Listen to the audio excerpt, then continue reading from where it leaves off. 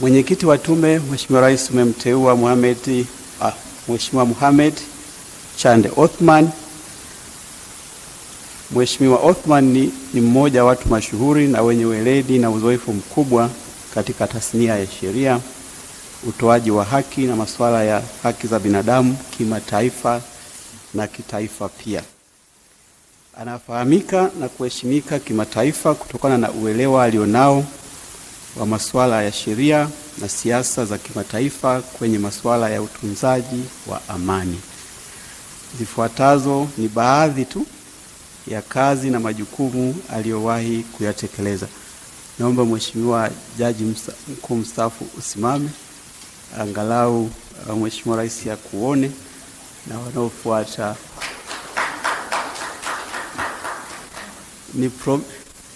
Tafadhali naomba ukae. Ni prominent figure, nadhani wote tunamfahamu. Ilikuwa ni courtesy tu kufanya usimame. Amewahi kuwa jaji mkuu wa Tanzania kuanzia mwaka 2010 hadi mwaka 2017 alipostaafu. Kabla ya hapo aliwahi kuhudumu kama jaji wa mahakama ya rufani na jaji wa mahakama kuu ya Tanzania. Amewahi kushiriki kama mtaalamu huru wa Umoja wa Mataifa katika uchunguzi wa ukiukaji wa haki za binadamu nchini Lebanon na Sudani. Amewahi kuwa mjumbe wa timu ya kupitia sheria iliyoanzisha mahakama ya kimataifa ya uhalifu ICC. Amewahi pia kuwa mjumbe wa tume huru ya wataalamu ya kutathmini utendaji na ufanisi wa mahakama ya kimataifa ya uhalifu ICC. Amewahi kuwa mwendesha mashtaka mkuu katika kesi za uhalifu uliotokea nchini Timor Mashariki.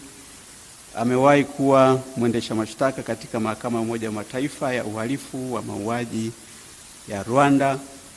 Pia amewahi kuwa mwenyekiti wa tume ya rais ya kuangalia jinsi ya kuboresha taasisi za haki jinai nchini, kazi ambayo ameifanya hivi karibuni na matokeo yake Watanzania wengi wanayafahamu.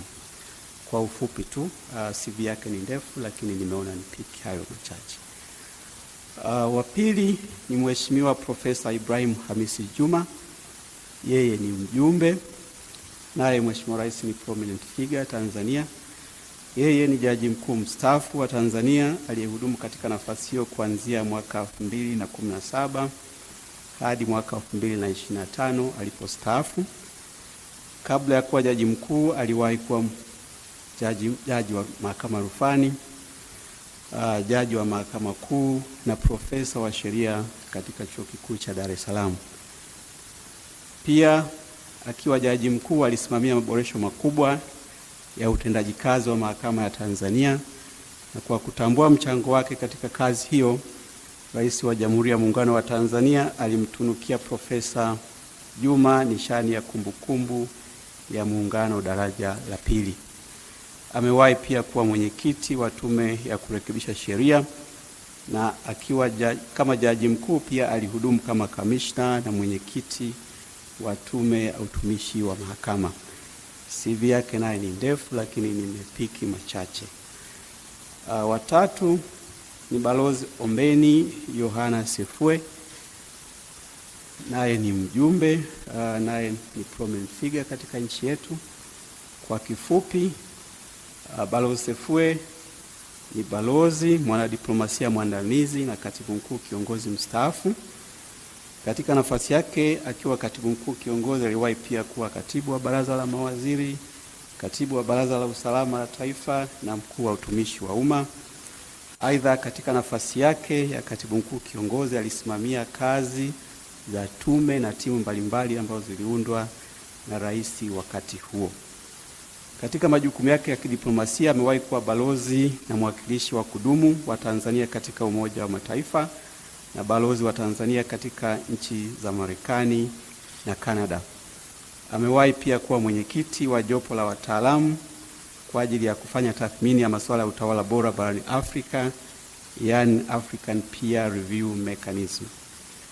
Pia amewahi kuwa msaidizi wa rais wa awamu ya pili hayati Ali Hassan Mwinyi na rais wa awamu ya tatu hayati Benjamin William Mkapa.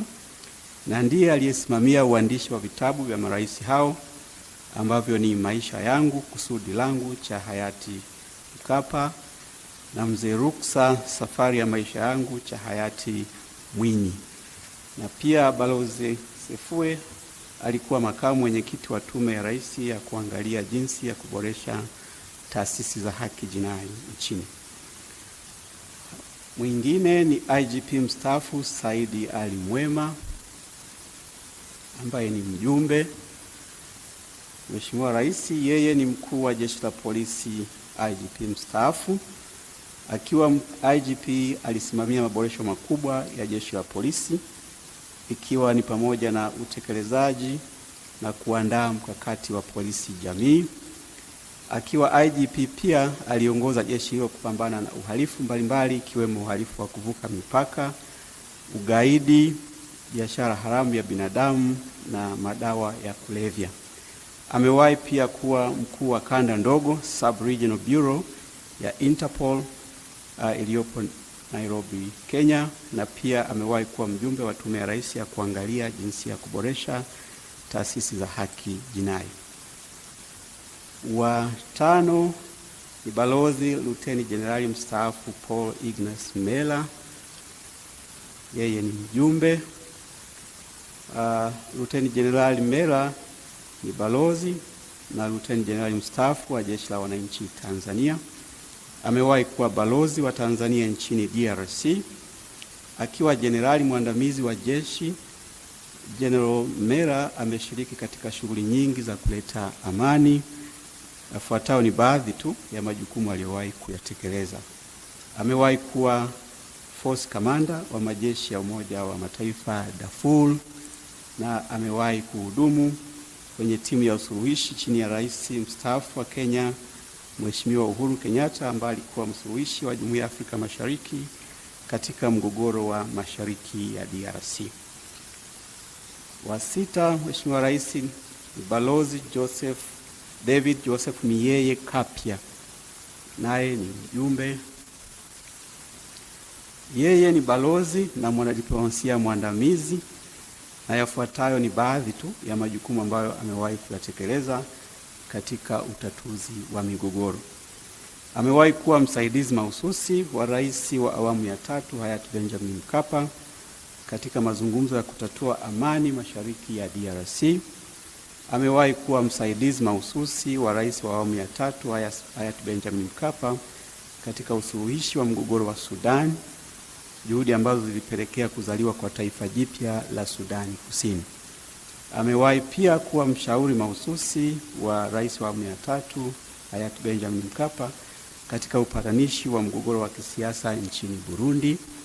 Amewahi kuwa msaidizi mahususi wa Rais wa awamu ya 4 Mheshimiwa Dr. Jakaya Mrisho Kikwete katika timu ya Umoja wa Afrika ya usuluhishi wa mgogoro nchini Ivory Coast, na amewahi kuwa mwakilishi maalum wa Tanzania kwenye utatuzi wa mgogoro wa kisiasa nchini Zimbabwe. Naye ni kwa machache, CV yake ni ndefu sana katika eneo hili. Wa saba ni Balozi Radhia Naima Msuya. Balozi Msuya ni balozi na mwanadiplomasia mwandamizi, akiwa amehudumu kama balozi wa Tanzania katika nchi mbalimbali ikiwemo Afrika Kusini, akihudumu pia kwa nchi za Namibia, Lesotho, Botswana na katika taasisi ya SADC. Na kutokana na weledi wake katika diplomasia, Balozi Msuya amewahi kutunukiwa nishani ya heshima National Order of Merit na Rais wa Ufaransa. Hayo ni kwa kifupi. 8 ni Dr. Stergomena Lawrence Tax, naye ni mjumbe. Yeye ni kiongozi mwandamizi mstaafu mwenye uzoefu wa muda mrefu katika masuala ya uongozi, diplomasia na utengamano wa kikanda.